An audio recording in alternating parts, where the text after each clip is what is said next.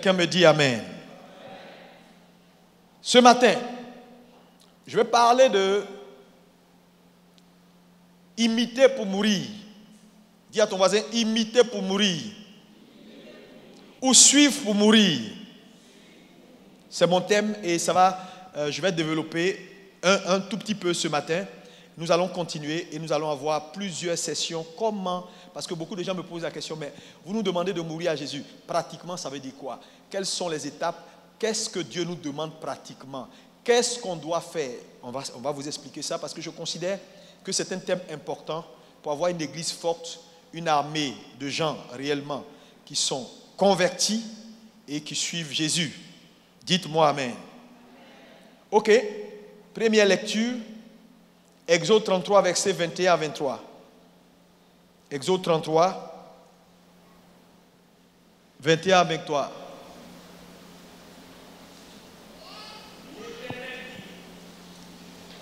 Voici un lieu près de toi. Tu te tiendras sur le rocher. Quand ma gloire passera, Oui. je te mettrai dans un creux du rocher et je te couvrirai de ma main jusqu'à ce que j'ai passé. Je te mettrai dans un creux du rocher et je te couvrirai de ma main jusqu'à ce que j'ai passé. Remonte rapidement au verset 20, je vais voir quelque chose. L'Éternel dit, tu ne pourras pas voir ma face, car l'homme ne peut me voir et vivre. Est-ce qu'on peut répéter? L'homme ne peut me voir et vivre. Plus fort. Amen. Nous faisons une autre lecture dans 1 Corinthiens 11, verset 1. 1 Corinthiens 11, verset 1. Soyez mes imitateurs. Soyez mes imitateurs, oui. Comme je le suis moi-même de Christ. Amen. Veuillez vous asseoir dans sa présence. Le thème de mon message, c'est imiter pour mourir ou suivre pour mourir. C'est un sous-thème de ce que nous sommes en train de voir sur se dédier à Dieu. Et ce matin, je vais commencer mon propos par vous ramener au commencement. Quand Dieu fait la création, et c'est très important, je vais aller doucement, parce que l'essentiel, c'est que tu comprennes. Donc, quand Dieu fait la création, c'est très important de suivre, il donne à l'homme deux choses, son image et sa ressemblance. Directement, image. Ressemblance. Ces deux choses sont importantes dans le sens où l'image a à voir avec l'aspect extérieur, mais la ressemblance a à voir avec l'aspect intérieur. Et en Dieu, il y a un certain nombre de choses essentielles que je vais citer quelques-uns. L'éternité est en Dieu.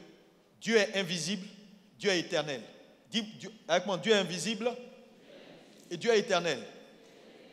Dieu a le libre arbitre, cette capacité de décider, de faire ce qu'il veut. Ce qui fait de lui Dieu, personne ne le contrôle, il se contrôle. En fait, c'est une capacité. Cette capacité que Dieu a de dire oui et c'est oui, non et c'est non, et qu'il n'y a personne dans l'univers qui puisse lui dire le contraire ou qui peut infléchir sa volonté. Le libre arbitre, c'est une capacité. Donc en communiquant à l'homme son image et sa ressemblance, Dieu communique en même temps à l'homme ces trois choses que je viens de vous citer. Numéro 1, Dieu est invisible. Il communique à l'homme également cela, puisque l'homme né de nouveau est invisible dans sa nature spirituelle. Parce que toi, ce n'est pas le corps que nous voyons. Le corps, c'est le vêtement. Ton esprit est invisible. Donc dis avec moi, Dieu est invisible. Je suis invisible. Dieu est éternel. Dis, je suis éternel. Mais tu es éternel en tant qu'être créé. Parce que tout être créé, alléluia, à part les animaux et toutes ces choses-là, l'homme a l'éternité en lui. Ça veut dire que toi, en tant qu'être créé, tu vas exister éternellement. Le problème, c'est que ne lie jamais l'éternité à la vie. Parce que l'éternité peut aller avec la vie, comme elle peut aller avec la mort. Donc, si tu décides de faire ce que Jésus demande, tu vas vivre éternellement. Si tu refuses de faire si tu décides de faire ce que Jésus demande, tu vas vivre éternellement. Si tu refuses de faire ce que Jésus demande, tu vas exister éternellement, bien sûr, dans le feu. Oh, quelqu'un ne me dit pas Amen. Alléluia. Donc, Il est invisible. Tu es invisible dans ton esprit. Il est éternel. Tu es un être éternel parce que toi que je vois maintenant là, tu ne vas plus jamais disparaître jusqu'à ce que le monde soit monde. Oui, c'est fini. Parce que même au ciel, tu sauras. Même en enfer, tu sauras. Même dans le feu va te consumer, mais tu ne vas pas disparaître. C'est un châtiment éternel. Alléluia. Dieu a en lui cette capacité de décider, d'être Dieu en décidant, en faisant ce qu'il veut, par le libre arbitre. Il a une volonté, il décide, il fait, personne ne le contrôle. Il a communiqué cela à l'homme. Malheureusement, l'homme a cette capacité-là d'avoir une volonté de toute la création de l'homme, de Dieu. L'homme est le seul être à avoir une volonté, cette capacité de faire les choses, de dire oui ou non, et personne ne peut dire le contraire, même pas Dieu. Donc vous voyez que le libre arbitre est puissant, parce qu'il te met dans une position où personne ne peut infléchir ta volonté. Mais oui, même quand quelqu'un tente de te faire quelque chose par la force, il a juste utilisé la force pour te faire quelque chose. Mais en réalité, tu sais, c'est comme un enfant. Un jour, sa maman lui dit, assois-toi. Et sa maman commence à être menaçante. Je vais te chicoter si tu ne t'assois pas. Et il répond à sa mère, je vais m'asseoir physiquement, mais dans mon esprit, je suis debout. Donc, il est assis à cause de la chicotte, mais il est debout. Parce que tu ne peux pas infléchir la volonté d'un homme. Grand H. Et tu es un homme. Dis avec moi, je suis un homme. Oh, plus fort que ça. Quand tu dis tu es un homme, tu dis j'ai une partie de Dieu en moi. C'est ce que tu es en train de dire. C'est pourquoi un homme, ce n'est pas n'importe quoi et n'importe qui. Dans la création de Dieu, l'homme joue un rôle important. Je prie que Dieu ouvre tes yeux ce matin et que tu comprennes cette vérité. Dis-moi amen.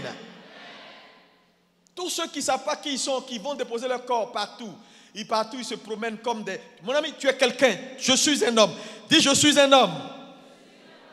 Le mot homme n'est ni masculin ni féminin. Il ne faut pas avoir la pression de dire je suis une femme. Tu es un homme. Et Dieu créa l'homme à son image. L'homme à son image contenait les deux expressions, l'expression mâle et l'expression femelle. C'est Adam qui a dit plus tard on l'appellera femme. Sinon, tu es un homme. Dis je suis un homme.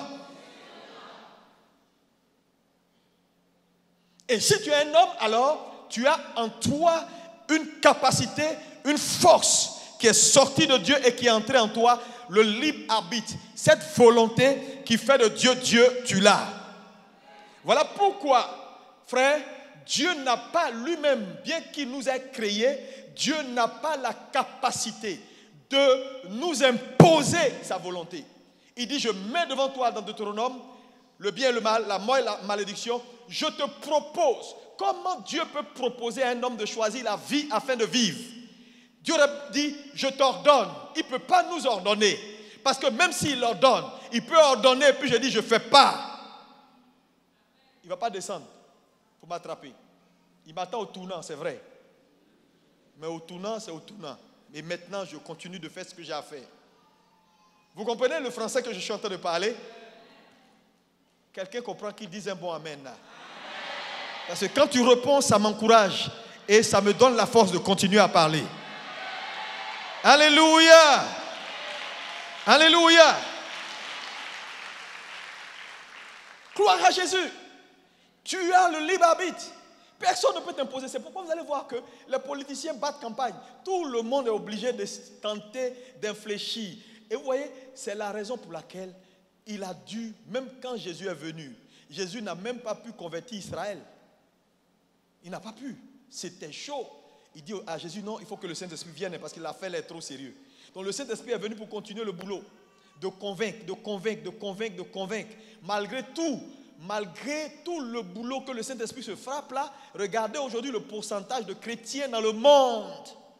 Quand je parle de chrétiens, en Côte d'Ivoire, quand on met tout ce qu'on appelle chrétien Djemé, c'est-à-dire il y a Papa Nouveau dedans, il y a Harris, tout ça, ceux qui ne portent pas chaussures, on dit nous tous on est chrétiens.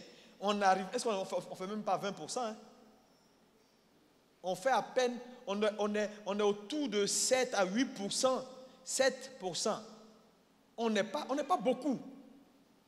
Tout le monde dit les chrétiens de Côte d'Ivoire, on n'est pas beaucoup. Évangélique là même c'est grave. On est petit comme ça. Est-ce que vous savez que toutes les églises évangéliques de Cocody réunies, on ne fait pas la dîme de la population de Cocody? Cocody a à peu près combien d'habitants? Hein? 800 000 habitants. La dîme fait combien? Hein? Il n'y a pas, tu mets toutes les églises évangéliques de Cocody ensemble, ils ne font pas 80 000 chrétiens. On n'a pas encore la dîme. Pourtant, on fait par la matin, midi, soir. Il a pris mon frère, il a pris ma soeur. On est en retard, hein?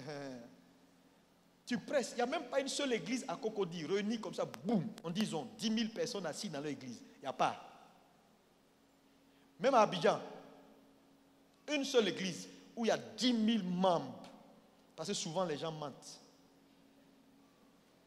Je ne parle pas d'inviter, lui là vient, grand-mère vient, cousin. Chérie, t'es vraiment 10 000. Il n'y a pas. Ce qui n'est pas normal, église. Donc, vous voyez que infléchir la volonté d'un homme n'est pas chose facile. Non, ce n'est pas chose facile. Pourquoi? Parce que l'homme a en lui quelque chose qu'on appelle le libre arbitre. Maintenant, je vous ai dit tout ça parce que je vais vous amener quelque part. C'est très important de me suivre. Regardez maintenant, revenons au verset que nous avons lu tout à l'heure dans Exode 33, verset 21. Qu'est-ce qui est dit dans Exode 33, verset 21? La Bible nous dit ceci. Moïse, après avoir vu Dieu diviser la mer Rouge, faire des miracles, transformer le Nil en sang, opérer des miracles extraordinaires en Égypte, Moïse revient à Dieu pour lui dire, Seigneur, je veux voir ta gloire. Donc tout ce que tu as vu là, c'est quoi alors? C'est quoi?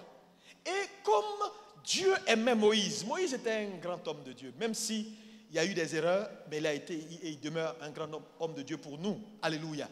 Et Dieu lui dit, ok, on va arranger ça, mais tu vas te tenir sur le rocher qui est près de moi. Le rocher est Christ. La Bible nous déclare que le rocher c'est Christ. Parce que dans l'ancienne alliance, Christ était ce rocher-là qui les suivait, même quand ils sont sortis d'Égypte. Christ est ce rocher-là qui a donné de l'eau à boire aux gens, qu'il fallait frapper, qu'il ne fallait pas frapper, c'était le même rocher. Dites Amen. Donc imaginez un rocher qui suit les gens. C'est-à-dire vous marchez comme ça, et puis il y a un gros rocher, un gros caillou là, noir, qui est devant vous. Vous pouvez le voir devant vous comme ça, et puis il marche. Il marche. Attendez, mais quel miracle ces gens-là n'ont pas vu? Oh mon Dieu, si tu vois ça aujourd'hui, là, je suis sûr que tu vas dire, Seigneur, créons un monastère. Je veux me couper du monde, je veux être comme toi. Vrai ou faux? Si dans ta chambre tu te lèves, il y a désormais un rocher qui est là, et puis qui te conduit. C'est un caillou qui est suspendu dans l'air. Et puis partout tu passes, il te dit non, on ne rentre pas ici, on rentre ici. Tu vas te fâcher pour ça? Mais ça c'est du surnaturel ça. Quand on dit surnaturel là, les vrais féticheurs là, c'était nos frères là qui sont sortis de... Mais ils étaient forts. Mais ça dit, leurs ennemis les regardent, il y a un caillou devant. Colonne de feu. Mais, mon ami, ça dit, ça c'est des miracles que de notre époque, on peut ne pas voir, on peut ne pas pouvoir voir jusqu'à ce que Jésus revienne. Mais ils ont vu tellement de choses. Donc Dieu lui dit, ok, tu vas te tenir sur le rocher là, et puis je vais passer. Mais la première chose qu'il lui dit, tiens-toi sur le rocher. Pourquoi? Parce que Christ est le rocher. Donc le voyage vers la gloire commence par se tenir sur le rocher. Donc si tu n'es même pas sur le rocher, tu es assis là, mon ami, il faut oublier, tu ne comprends rien de ce qu'on est en train de faire. Même si tu sembles comprendre, c'est des impressions que tu as. Parce qu'on peut avoir une idée de Dieu sans le connaître. Tu as juste une idée. Mais fais gaffe, parce qu'avoir une idée de quelqu'un, ça peut te perdre. Alléluia. Donc tiens-toi sur le rocher. C'est important d'avoir Christ comme fondement. Quand Christ n'est pas le fondement de ta vie, oublie le mot gloire. Oublie ça.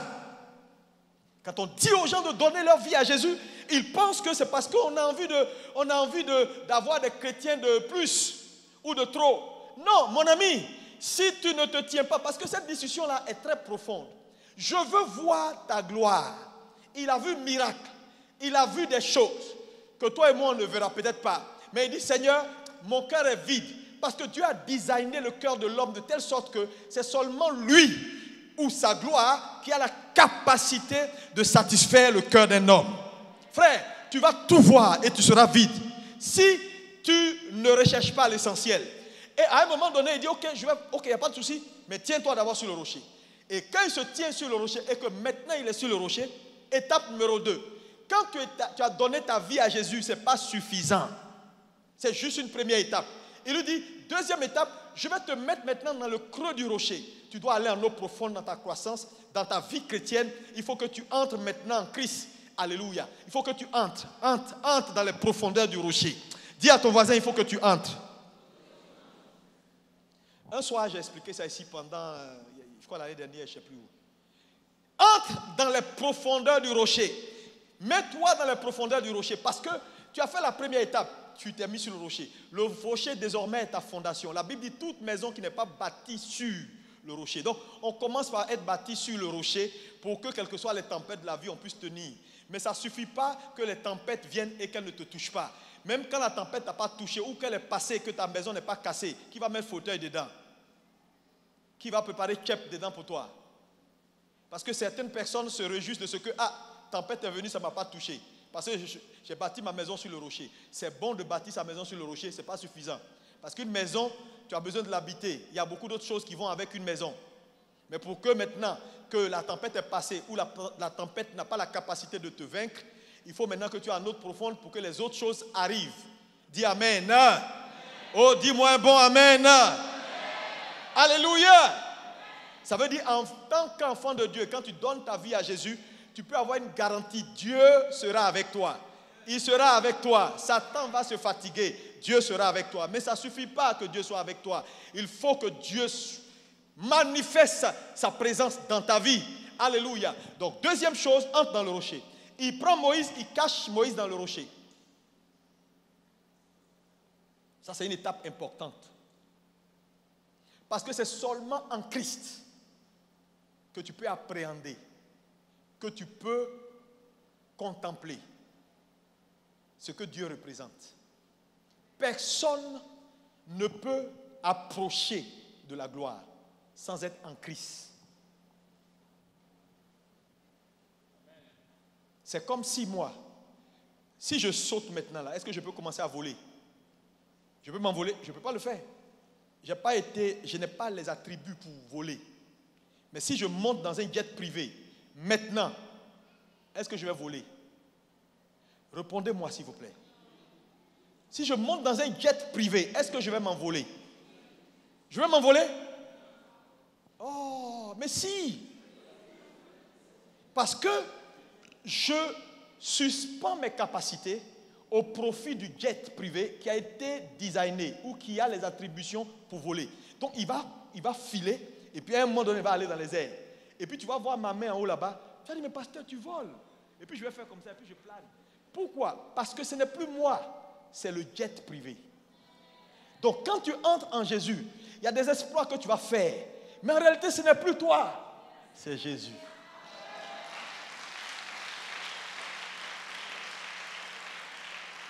C'est pourquoi vous allez voir que les vrais chrétiens qui sont entrés dans le rocher, je vous assure, quand tu leur demandes, mais comment tu as fait? Souvent, ils ne savent pas. Ils sont honnêtes, ils vont te dire, non, c'est Jésus. Mais quand ils disent, tu as l'impression qu'il veut être humble. Il ne cherche pas à être humble.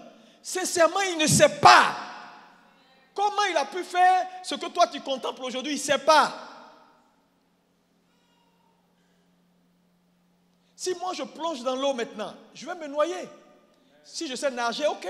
Mais je ne peux pas faire 10 heures, 20 heures dans la mer comme ça. Je vais me fatiguer, je vais finir par couler, n'est-ce pas? Ou bien est-ce que je peux aller en profondeur de la mer à combien de kilomètres au fond là-bas pour dire je vais rester là-bas pendant 3 jours? C'est possible? Pourquoi? Je n'ai pas ce qu'il faut. Mais si je monte dans un sous-marin, je peux faire 10 jours.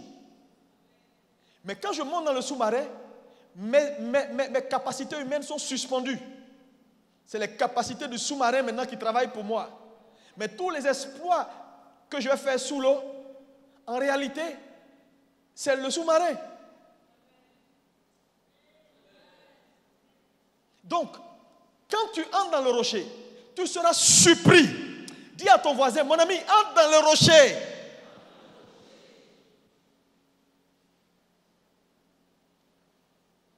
Et il dit maintenant à Moïse, ok, remettez-moi le verset. Il dit maintenant à Moïse, je vais passer. Mais là encore, oui, il dit je vais passer, mais là encore tu ne pourras pas me voir. Je vais utiliser ma main et je vais cacher ton visage. Mais ce qui est impressionnant, qui m'a touché dans ce texte, c'est qu'il dit, parce que tu ne peux pas voir ma face et vivre. Moïse voit quand même une gloire. Il voit son dos. Donc en fait, Dieu est en train de dire aux chrétiens et à l'église, quels que soient les exploits et ce que vous verrez dans la vie de Dieu, qui vous paraît grand, vous allez rendre tous les témoignages du monde, c'est juste son dos.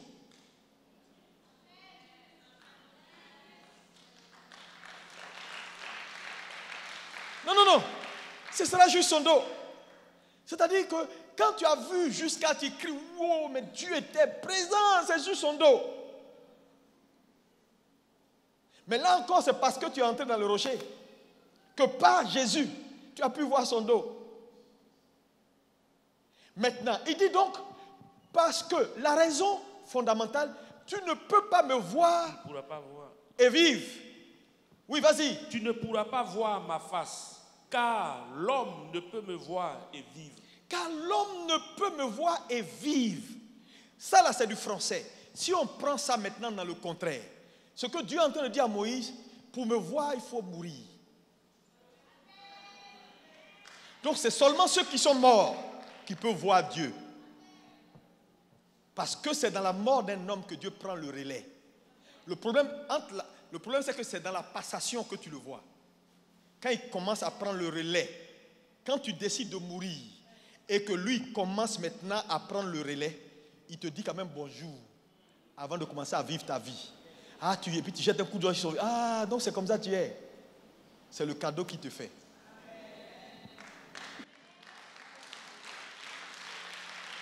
C'est pourquoi cette vérité est tellement importante que tu vas côtoyer la gloire sans voir réellement le cœur de la gloire. Si tu ne prends pas la décision de mourir, c'est ceux qui meurent qui voient Dieu. Parce que je veux te dire la vérité, il y a des choses que Dieu ne peut pas faire. C'est pourquoi Jésus voulait, Dieu l'a envoyé en mission pour se reproduire. Mais pour qu'il puisse nous avoir, ce n'était pas une chose facile. Nous sommes, la Bible dit, vous êtes des dieux. Dieu a investi des choses en nous que nous sommes les seuls êtres dans la création qui avons ces choses. Ça a coûté à Jésus sa mort. Pour t'avoir, Dieu a dû mourir. Tu ne peux pas gagner Dieu si tu ne meurs pas. C'est une relation de réciprocité. Dis-moi amen. Mourir à toi, à tes idées, à tes pensées. Tu es trop vivant. Voilà pourquoi Dieu n'arrive pas à travailler. Dieu, le médecin, les médecins ne peuvent pas travailler. Quand un médecin doit faire une opération qui va à la mort, il exige une anesthésie totale et générale. Il met le patient dans un état de mort. Pourquoi il veut être le seul à bord? Parce que cette opération n'est pas une petite opération. Il ne va pas t'opérer pour quelque chose qui nécessite la vie, et puis tu es là, tu parles. Tu dis, il y a quoi? Ça c'est quoi? Pourquoi tu as touché? Non, il ne faut pas toucher l'intestin là. Non, il ne faut même pas couper. Non, c'est quoi toutes ces histoires? Tu vas mourir. Mais quand tu vas mourir là, les responsabilités seront partagées. Lui, il n'a pas envie de partager les responsabilités. Il veut être le seul à bord. Frère, il y a des choses que Dieu n'arrive pas à faire dans vos vies parce que vous êtes trop éveillés. Tape ton voisin, dis, voisin, tu es trop éveillé. Il faut lui dire ça. S'il est fâché, change de voisin. On est à l'église. Et l'église est une école. Et la répétition est pédagogique. En le répétant, ça va entrer dans ton esprit.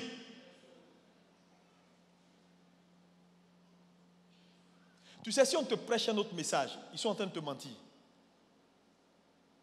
Ils sont en train de te mentir. Si je prends une semence de mangue ici, et qu'on m'a dit que c'est la meilleure mangue du monde, elle vient d'Allemagne, c'est des paroles. Jusqu'à ce que je décide de faire quoi? Semer cette mangue, pour voir ce qu'ils ont dit. Donc, tu seras frustré jusqu'à ce que tu sois semé. Mon ami, il n'y a rien qui peut faire pousser une mangue hors de la terre. On peut mettre une mangue ici, parler en langue pendant 100 ans, elle ne va pas pousser, parce qu'on parle la langue. On peut mettre une mangue ici, crier, louer Dieu pour dire « Oh Saint-Esprit, descends !» Et puis, est-ce que ça va pousser? Ça ne poussera pas. Chaque chose a sa place. Pousser, porter du fruit, c'est mourir. C'est pourquoi Dieu est mort. Et il a porté beaucoup de fruits, et puis tu es là. Voilà, tu auras son fruit.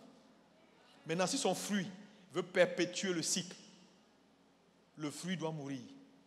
Tu as son fruit, non? Ou tu n'es pas un fruit de sa mort? Maintenant, tu es allé, tu as le fruit de la mort de Jésus. Hein? Maintenant, ce fruit-là, s'il veut perpétuer ce que son maître a fait, il fait quoi? Il meurt. Il meurt. Tout le reste qu'on t'enseigne là, c'est l'étape pour que tu sois mature et que tu sois une bonne mangue. Quand les gens vont te manger, qu'ils disent c'est quelle mangue qui est doux comme ça. Mais quand ils ont fini de dire tout ça, parce que les enseignements, la prière, tout ce qu'on fait à l'église t'a aidé à bien devenir mûr. Tu n'es pas prématuré, tu n'es pas amer. Tu as bien grandi, tu as suivi les étapes, tu as fait tout, tu es devenu bonne mangue. Quand on t'a coupé, on a mangé là. Si on veut te sauver, sauver ton futur, sauver ta descendance, ce n'est pas prendre ça pour aller mettre dans un frigo. C'est retourner derrière la maison, ouvrir le sol, mettre ça dedans, fermer. Vrai ou faux?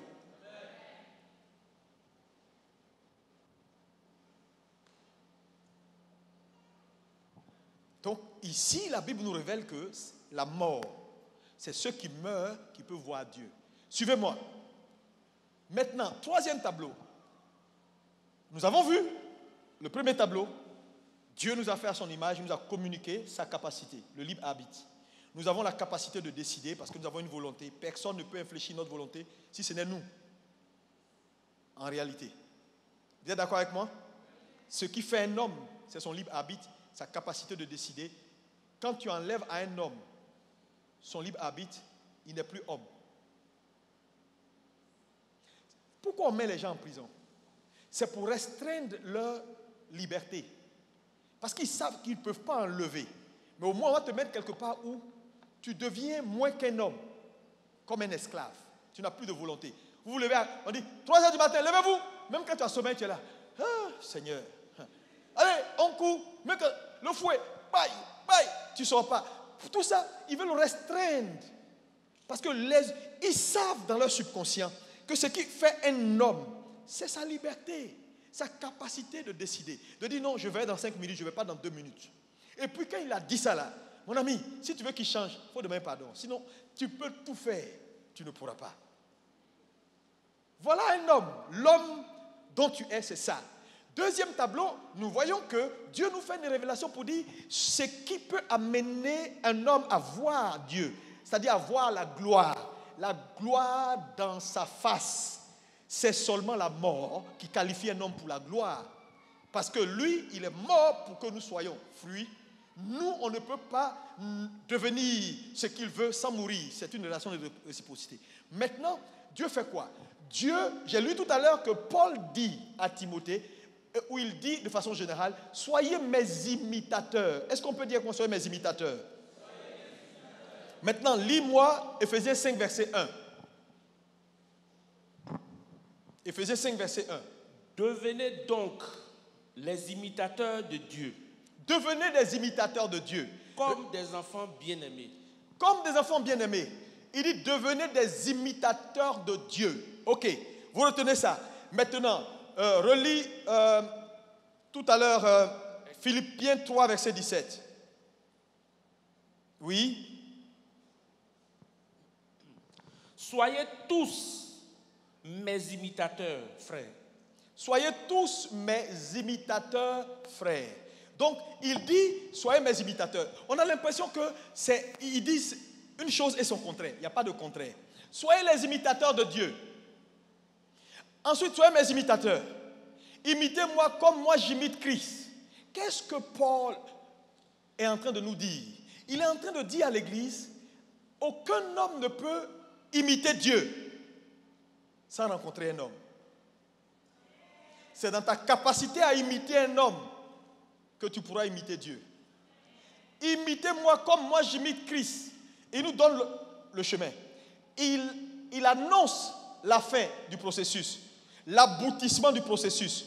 Il dit, imitez Dieu. Ça, c'est la fin du processus. C'est la fin.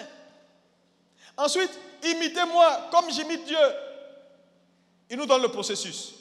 Donc, vous comprenez ici, suivez-moi, c'est très important, que Paul nous révèle que personne ne peut imiter Dieu sans imiter un homme. Maintenant, la Bible le confirme.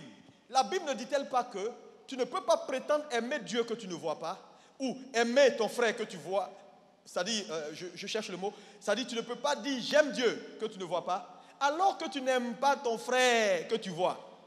C'est le même principe qui est applicable.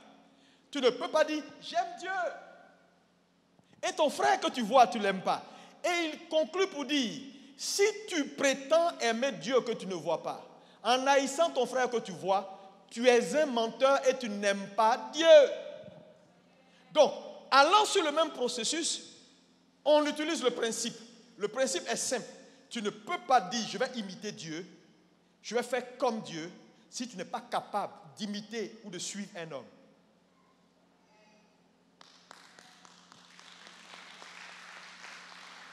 Ce n'est pas possible.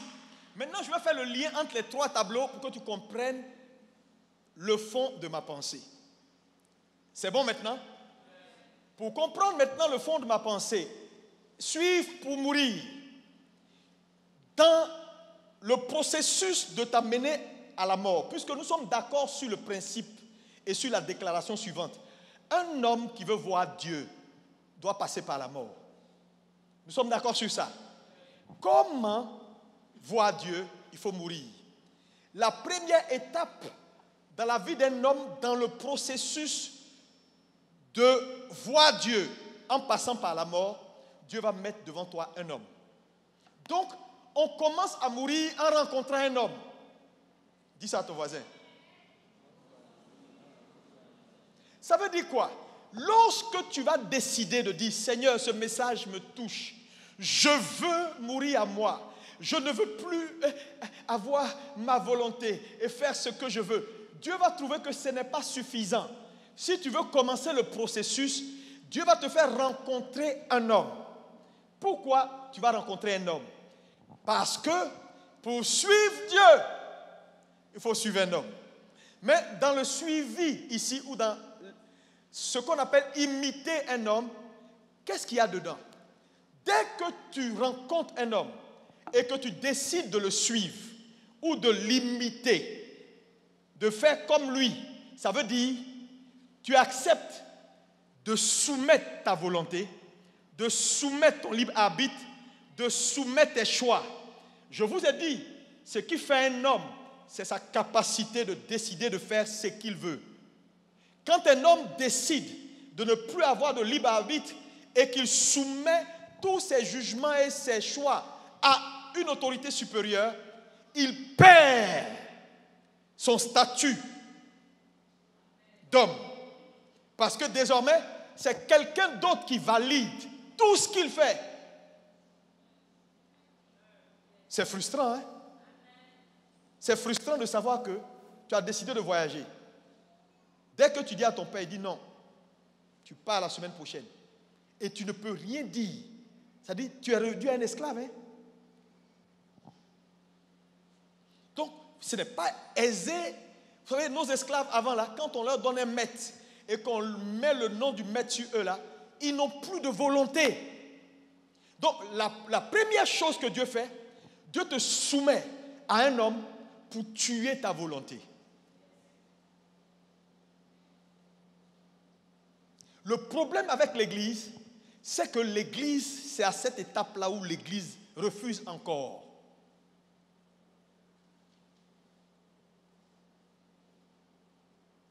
Frère, c'est trop sérieux ce que je suis en train de dire. Un pasteur me racontait la semaine dernière, mais un très grand pasteur, vous connaissez l'évêque Dag Mills, son numéro 3, pasteur Oko. On mangeait quand il me disait, et certains amis pasteurs qui étaient là ont dit, mais on le connaît celui-là, c'est pas un petit. Mais il faut voir l'église qui dirige à Accra. Un jour, son père s'est levé. Et son père dit, j'ai une vision pour la Côte d'Ivoire. Pasteur Oko, il faut que tu ailles à la Côte d'Ivoire. Il dit, son père a dit ça jeudi. Samedi, il a ramassé ses bagages. Il était à Abidjan samedi. On a dit ça jeudi. Imagine-toi un homme qui a bâti toute sa vie dans une nation, qui doit quitter parce que son père a parlé. Nous tous, on était un peu étonnés. On dit, mais tu pouvais prendre un mois à préparer ta femme. Il dit, non, j'ai laissé ma femme et mes enfants. J'ai dit, quand un père parle, on ne désobéit pas. Il a pris l'avion, il est venu à Abidjan pour recommencer à zéro à Yopougon. Il marche à pied, là où lui ne marchait jamais à pied. Et on lui demande, mais comment tu... Il dit, non, moi là, je suis mort. Mon papa ne peut pas parler. Et je fais le contraire. Ça ne sonne pas bien dans ma tête. Parce que ma soumission à mon père est la preuve que je peux me soumettre à Dieu. Moi, ça m'a choqué. Et il m'a fait comprendre que c'est pourquoi, il dit, en termes d'église, croissance d'église, il dit, il n'y a pas quelqu'un qui peut, Dieu nous a fait la grâce. Parce qu'il dit, tous les fils, tous les enfants de Dag Mills sont morts. Frère, je vous dis, c'est une vérité que Dieu m'a approfondie, j'ai compris. Aucune église ne peut atteindre son mandat si les fils et les filles qui sont le vivier de Dieu ne décident pas de mourir. Dans toute structure où il y a trop de volonté, la structure va dans tous les sens. Donc, Dieu va te faire rencontrer d'abord un homme. C'est la première étape. Si tu échoues au test d'un homme que Dieu met devant toi, tu as échoué au test de la vie. Oublie l'affaire et le voyage de la gloire.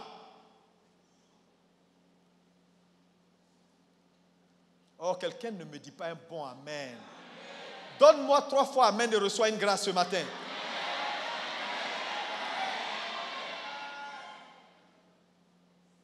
Est-ce que vous savez, frère, pendant que je parle, je sens que le ciel est content.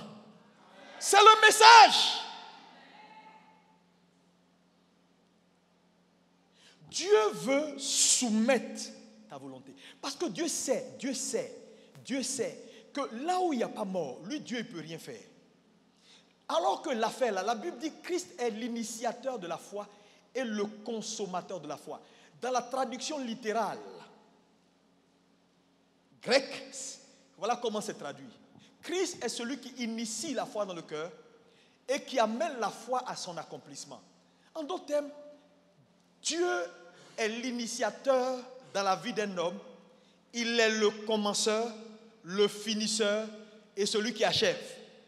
Ça veut dire que quand tu commences un projet, la vérité c'est que Christ initie le projet.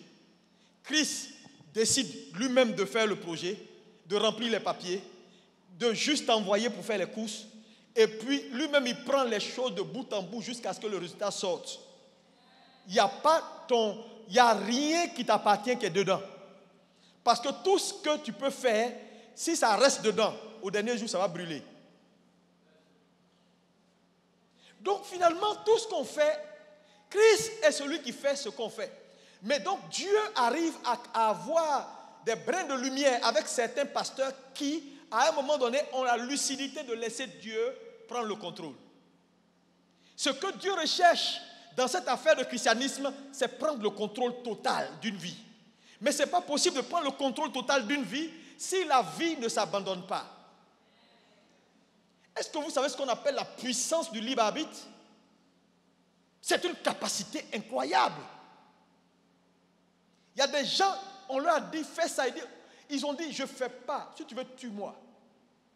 Mais quand il a dit ça là, frère, il n'y a pas moyen pour toi de le faire ça. Il faut le tuer, il va quitter le monde. C'est une capacité incroyable. Il n'y a aucune parole. Si ça n'a pas convaincu la personne là, si tu vois quelqu'un faire, c'est qu'il a accepté de plier son libre arbitre. Ce n'est pas un jeu. Hein? Donc Dieu va te faire rencontrer. Mais tous ceux qui sont sous autorité, le docteur Yapo travaille dans une structure où il a un patron. Est-ce que vous savez que tout ce qu'il recherche dans sa vie est dans sa soumission à son patron? Ce monsieur sera dans un conseil un jour. Si docteur Yapo écoute le monsieur, parce que je vous dis la vérité, c'est une question d'observation. Il va voir qu'à chaque fois qu'il donne des instructions à Yapo, Yapo fait ça comme lui il l'aurait fait. À chaque fois, il va voir que docteur Yapo est très attentif à tout ce qu'il dit, aux détails. À chaque fois, il va voir que même quand il est absent en voyage de mission à Hong Kong, Yapo va appeler Hong Kong pour une décision qu'il n'a pas envie de prendre sans que son patron n'ait dit. C'est des choses qui marquent. Un jour, il sera quelque part en conseil. On va lui dire, dans quelques semaines, on va te donner une grande promotion. Mais dans ton coin là, tu penses que qui peut prendre ta place? Il ne va pas réfléchir 3 fois. Ce n'est pas celui qui le salue bien. Ce n'est pas celui qui joue avec lui. Il va dire, il y a quelqu'un, je me suis prolongé en lui. Tout ce qu'il fait, c'est comme si c'était moi. Même quand je n'ai pas dit que je m'en vais, il va me chercher dans un trou pour que ma volonté s'applique à sa volonté. Frère, aujourd'hui, mais il va faire nommer le docteur. Il va exiger que le docteur soit celui qui prenne sa place. Aujourd'hui, tout le monde dit oui. Dieu m'a dit, depuis quand Dieu te parle? Depuis quand toi Dieu te parle? Lisez la Bible. Partout dans les Écritures, à chaque fois que Dieu est dans une génération et qu'il va à une autre génération, il dit, je suis venu, je me présente, je suis le Dieu de ton Père. Les fils n'ont pas de Dieu. Le Dieu des fils, c'est le Dieu de leur Père. Oh, dis-moi un très bon amen, s'il te plaît. Mais regardez, il quitte. Abraham, il arrive à Isaac, il dit, Isaac, ça va? Je me présente, je suis le Dieu de ton Père. Il arrive à Jacob, il dit, Jacob, ça va? Je me présente, je suis le Dieu de ton Père, Isaac. Il arrive à Jacob, mais il s'est présenté à tout le monde comme le Dieu. Dieu est le Dieu des pères. Aucun fils n'a de Dieu.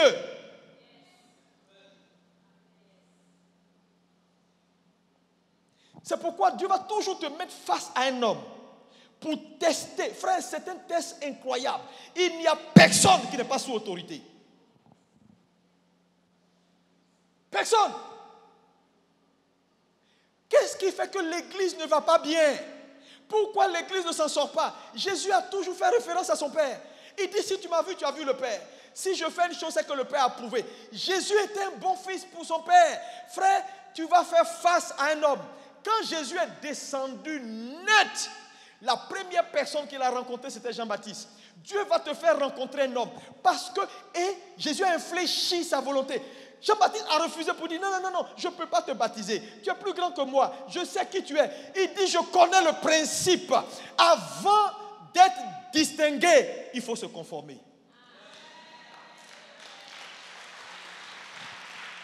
Là où il n'y a pas de conformité, il n'y a pas de distinction. Ça veut dire quoi? L'originalité vient dans l'imitation.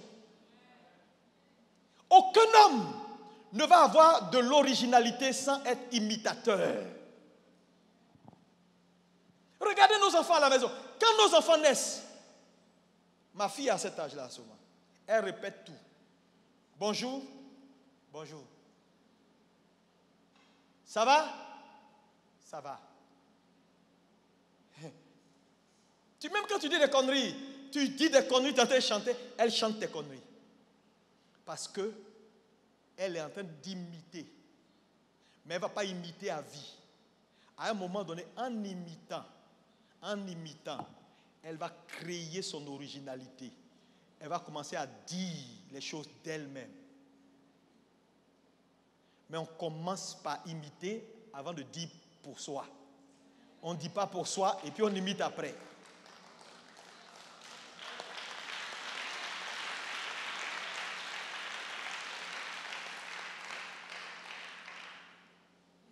Ça veut dire dans une église, une mission comme à BMC, vous devez, tous les responsables leaders, apprendre à imiter votre berger. Je vous dis, tu n'auras aucune originalité jusqu'à ce que tu imites. On ne vient pas ici là pour dire ce qu'on veut. Parce que qui te parle? Dieu ne te parle pas. Quand Dieu parle et puis on dit on parle sur mourir à Christ. Si le pasteur est en voyage 2 semaines, tu ne viens pas pour dire je sens dans l'esprit que je dois parler sur l'Apocalypse. Tu es en train de dévier. Il y a un message par saison que Dieu ouvre. La seule personne à qui Dieu parle, c'est à l'ange de la maison. Il dit écris à l'ange de l'église de Laodicée. Il n'a pas dit écris aux anges de l'église de Laodicée. Parce que sur l'église, il n'y a pas plusieurs anges. Il y a l'ange. Et quand vous regardez le logo de l'église, il est toujours écrit une église, plusieurs missions. Les gens lisent ça, ils ne prêtent pas attention à ça. C'est pourquoi beaucoup de ministères n'arrivent pas à éclore dans un ensemble logique, parce que les gens ils ne veulent pas imiter.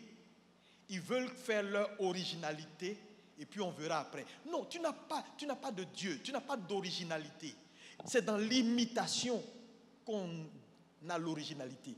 Donc, pour être distingué, on se conforme. Sinon, tu vas lutter.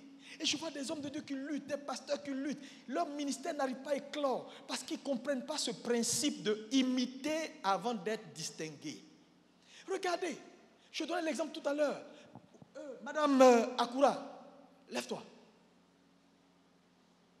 Cette dame-là, je l'ai rencontrée en 2012 par là, je ne sais plus l'année. Je suis allé en Inde. C'est elle avait organisé un truc de cellule, un programme.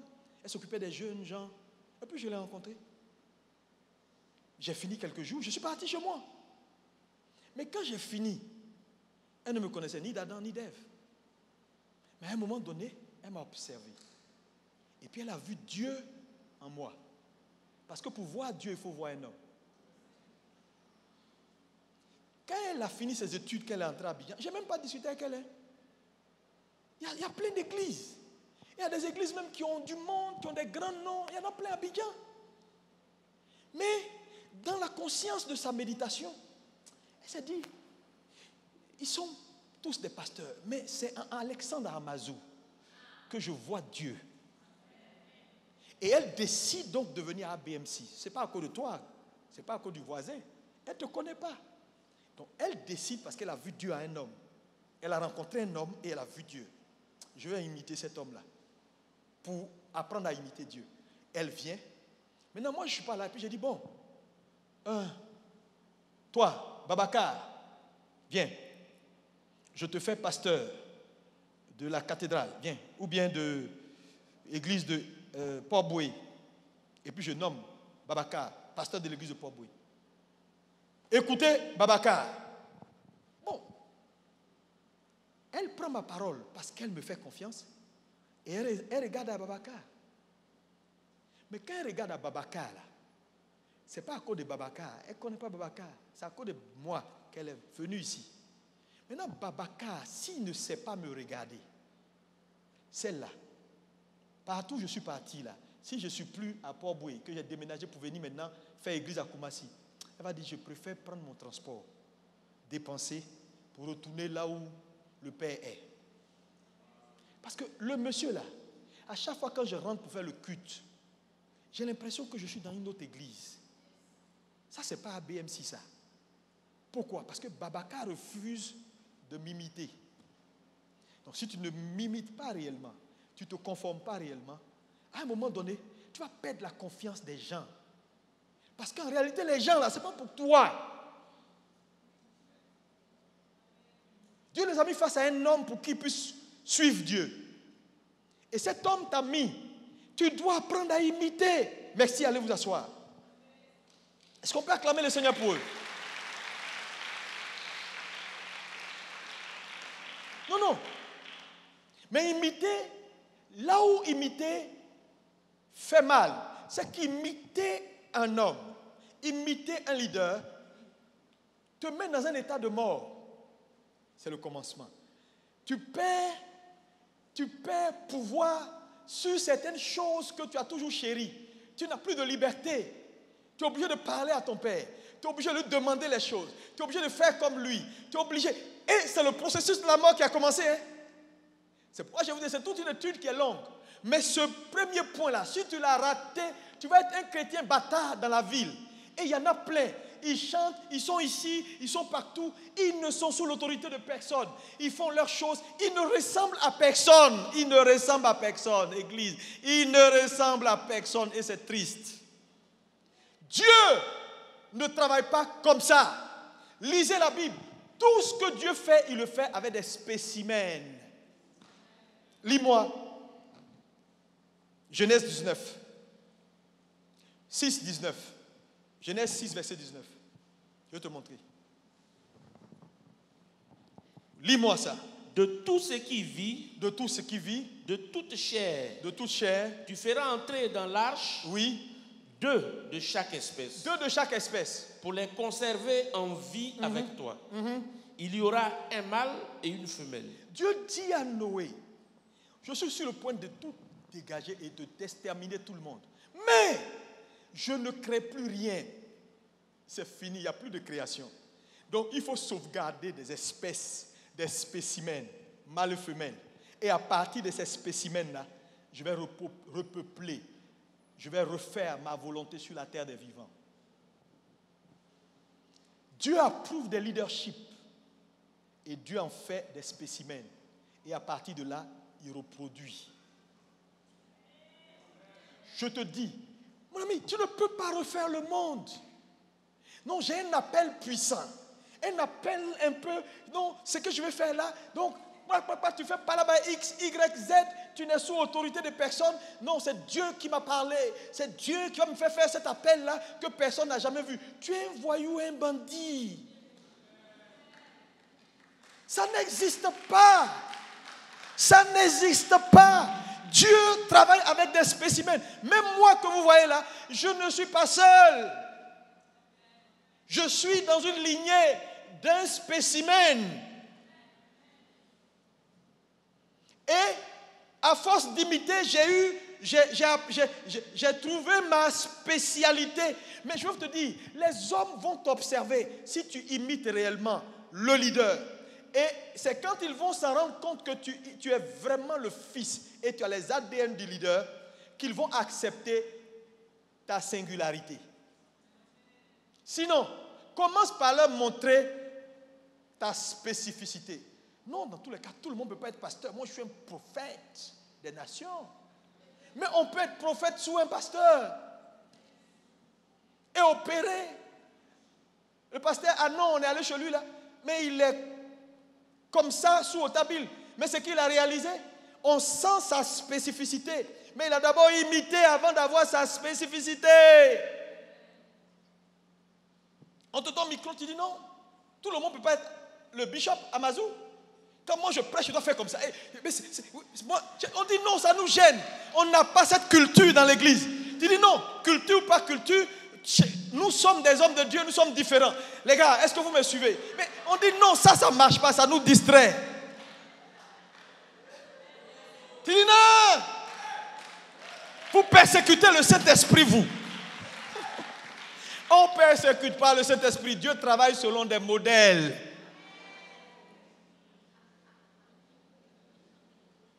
Ce que je dis ne te plaît pas peut-être. C'est ça la vérité. À tous les niveaux, tu es responsable de direction. Dieu suit des modèles. Sinon, tu vas être un chrétien qui ne va pas prospérer. C'est le spécimen que Dieu a approuvé qu'il bénit dans ta vie, quand il voit ça dans ta vie. Mais je vous assure, dans mon expérience, j'ai vu des fils du pasteur Yvan. Mais je ne peux pas dire, c'est des gens bien, mais je veux dire, c'est des jeunes qui n'ont pas la moitié de ce que tu sais. Mais ils ont tellement imité leur père que tous ceux qui aiment leur père sont assis à leurs pieds. Tu ne peux pas refaire le monde. Il y a des batailles que j'ai faites, tu n'as plus besoin de faire ces batailles. C'est pourquoi il y a un père.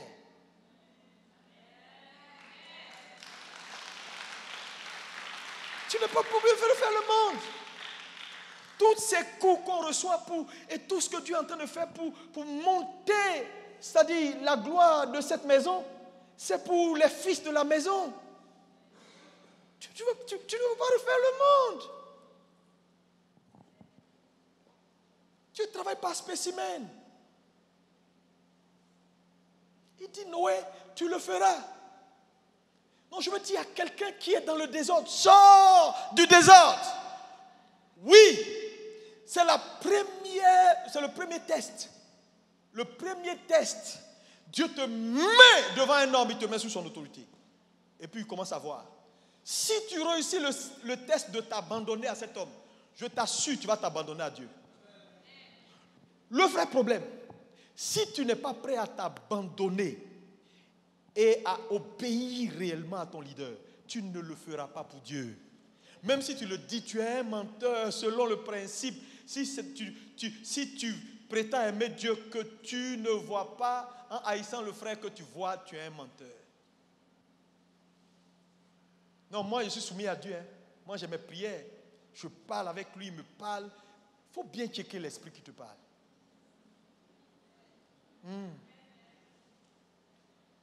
Les gens qui sont là, bon c'est vrai il a dit ça, mais moi je te dis viens, comment c'est pas possible. Bon on va voir, moi j'ai des choses, Dieu me parle. Tu es là, tu rencontres les frères dans les petits couloirs. Je peux te parler ma soeur? Ah tu es membre de l'église? Oui. Mais j'ai senti un truc dans mon esprit. Dieu me dit de te dire. Donc tu es la seule sœur dans l'église à savoir qu'il y a un prophète. Même on ne sait pas. Parce qu'il te parle chaque fois. Il te donne des indications chaque fois.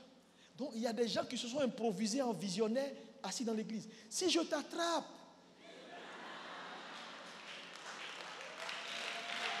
tu sauras que Jésus-Christ est Seigneur.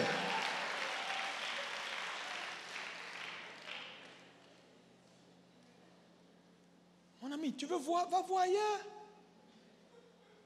Il faut te conformer, tu vas bien voir même.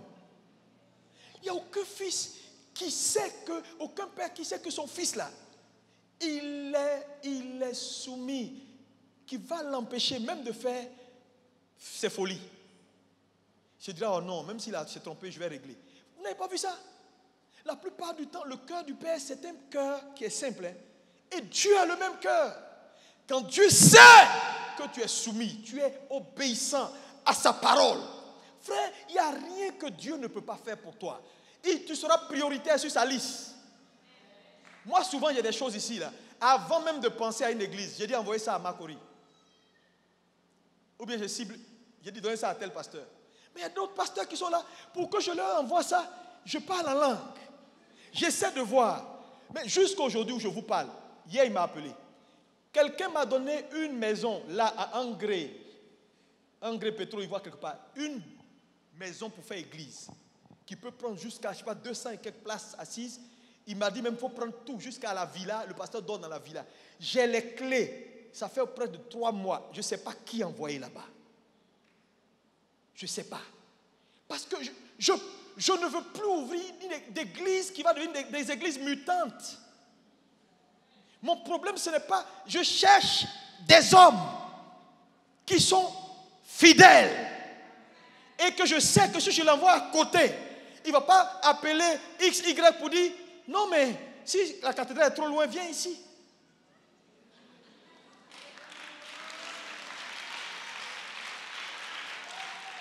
J'ai des problèmes. Le bâtiment est là, mais je cherche un homme qui a un cœur loyal. Frère, je vous dis la vérité, la promotion vient dans la loyauté. Sinon, regardez, j'aime bien cet homme, mais je préfère laisser tomber. Laissons tomber. La fidélité, ça peut te faire gagner ce que quelqu'un a fait 1000 ans d'études, il n'a pas eu. Frère, quand les gens regardent et ils ne voient pas le Père en toi, ton autorité s'arrête. Tu dis, mais les gars, on leur parle, je fais comme ça, mais qu'est-ce que vous avez? Non, non, non, ils veulent voir leur Père. Parce que c'est le Père là qu'ils ont reconnu d'abord. Maintenant, quand ils vont voir leur Père, et qu'ils vont voir, ils vont accepter ta différence. Non, non, non, mais on ne met pas la différence devant, avant l'imitation. L'imitation d'abord et la différence vient après. Est-ce qu'on est d'accord? Mais, un exemple. Quand David a commencé à menacer Goliath et que Saül a entendu et qu'ils sont allés devant Saül, quelle est la première question qu'il a demandé à ses collaborateurs?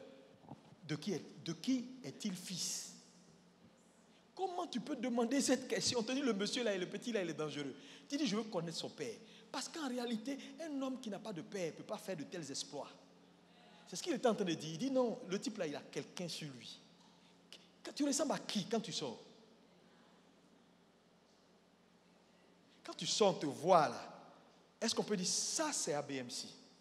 Il y a des gens ici là. Mon ami, ferme tes yeux. Quand les pasteurs les voient, hey, ABMC, c'est comme ça on les appelle même, ABMC.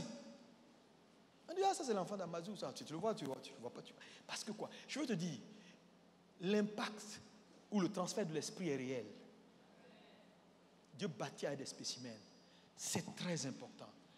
Je le dis à tout le monde, à tous les niveaux où vous êtes. Frères et sœurs, c'est très important. C'est très important. N'allez pas, on va vous mettre pasteur à Johannesburg, à Hong Kong, à Paris.